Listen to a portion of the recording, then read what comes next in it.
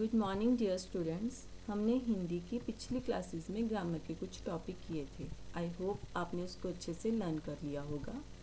आज हम रीडर करेंगे।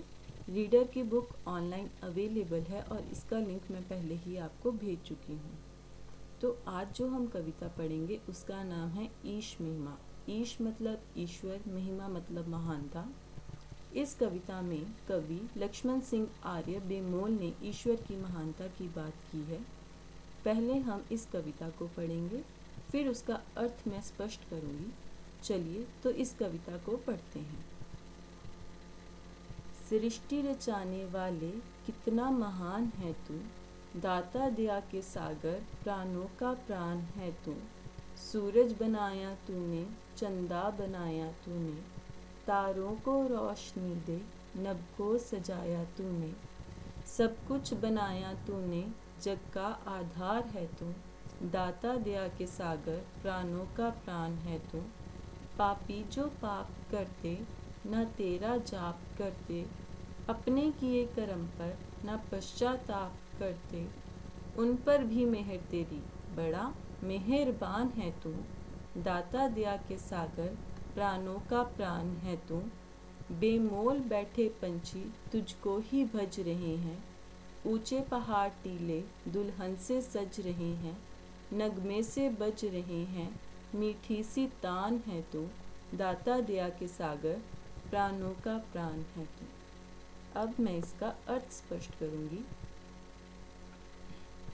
सृष्टि रचाने वाले, सृष्टि संसार, रचाने वाले निर्माण करने वाले।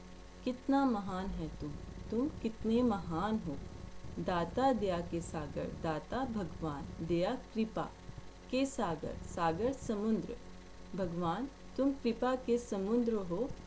प्राणों का प्राण है तुम, और तुम हर जीव में प्राण के रूप में मौजूद हो। सूरज बनाया तूने, चंदा बनाया तूने, तारों को रोशनी दे, नभ को सजाया तूने। तूने सूरज बनाया है, तूने चंदा भी बनाया है, तुमने तारों को रोशनी दी है जिससे नभ आसमान सजा हुआ है। सब कुछ बनाया तूने, जग का आधार है तू। जितनी भी इस पृथ्वी पर चीज़ें हैं सब कुछ तेरी ही बनाई गई हैं और तुम इस जग का आधार हो। आधार मतलब नींव। तुम इस जग का निर्माण करने वाले हो। दाता दया के सागर प्राणों का प्राण है तुम। फिर कवि बोलता है भगवान तुम दया के सागर हो और प्राणों के प्राण हो, हर जीव के प्राण हो तुम। पापी जो पाप करते, ना तेरा जाप करते, अपने किए कर्म पर ना पश्चाताप करते, उन पर भी मेहर तेरी, बड़ा मेहरबान है तुम। दाता दया के सागर प्राणों का प्राण है तुम। कवि कहता है कि कुछ लोग पाप करते हैं। पाप मतलब बुरे कर्म, और पापी बुरे काम करने वाला। तो कवि कहता है कि कुछ लोग बुरे काम करते हैं, ना तेरा जाप करते, और वो तुम्हारा जाप भी नहीं करते हैं, तुम्हारा ध्यान भी नहीं करते हैं। अपने किए कर्म पर, जो भी वो काम करते हैं, कर्म मतलब काम करते हैं, ना पश्चाताप करते, उस पर उनको कोई भी पछतावा नहीं होता कि उन्होंने कोई भी बुरा काम किया है। उन पर भी मेहर तेरी, तुम उन पर भी अपनी मेहर कृपा बरसाते हो। बड़ा मेहरबान है तुम बहुत मेहरबान हो, कृपालु हो। दाता दया के सागर प्राणों का प्राण है तुम। फिर कवि बोलता है भगवान तुम दया के सागर हो और हर जीव के प्राण हो। बेमोल बैठे पंछी तुझको ही भज रहे हैं, ऊंचे पहाड़ टीले दुल्हन से सज रहे हैं, नगमे से बज रहे हैं, मीठी सी तान है तू।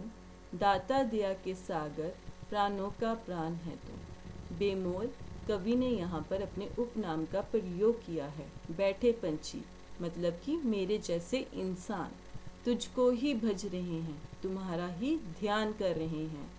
ऊंचे पहाड़ टीले, ऊंचे पर्वत, टीले छोटी पहाड़ियाँ, दुल्हन से सज रहे हैं, वो ऐसे लग रहे हैं जैसे कोई दुल्हन हो, वो दुल्हन की तरह खूबसूरत लग रहे हैं। नगमे से बज रहे हैं, मीठी सी तान है तू। जब भी मैं प्रकृति के बीच में बैठता हूँ तो मुझे ऐसा लगता है कि बहुत सुंदर संगीत, नगमे मतलब सुंदर संगीत जो है वो बज रहा है और मीठी सी तान है तुम, मीठी सी कानों को अच्छी लगने वाली तान धुन, तुम कानों को अच्छी लगने वाली धुन हो। दाता दया के सागर प्राणों का प्राण है तुम।